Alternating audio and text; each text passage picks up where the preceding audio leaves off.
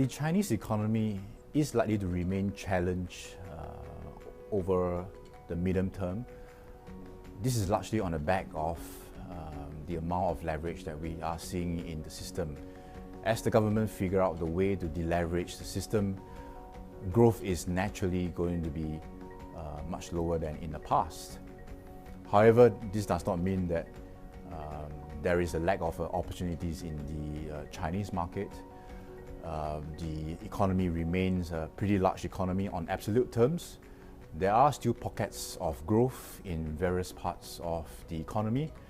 And one secular trend that we are still seeing is the growing middle income population in China. Now, the middle income tends to demand for areas such as travel, healthcare, insurance. So these are the areas that we look at. And of course, valuation of some of these sectors are not that reasonable. So it remains key for us to be much more disciplined in terms of what price or what valuation we pay for some of these companies in these sectors. But at the same time, there are opportunities in these areas that we will continue to look for. So at the end of the day, it is very much a stock picking market.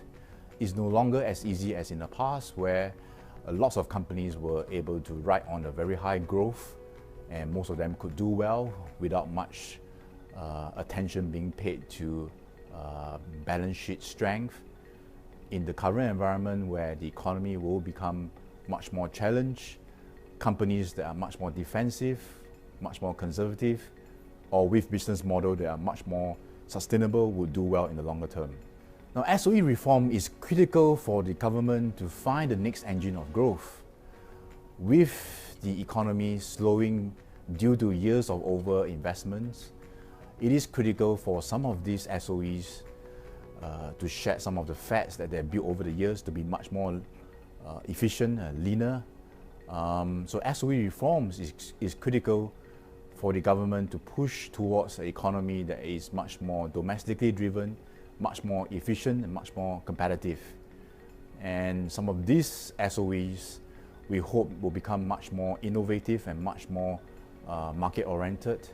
This will only bode well for the Chinese economy in the longer term.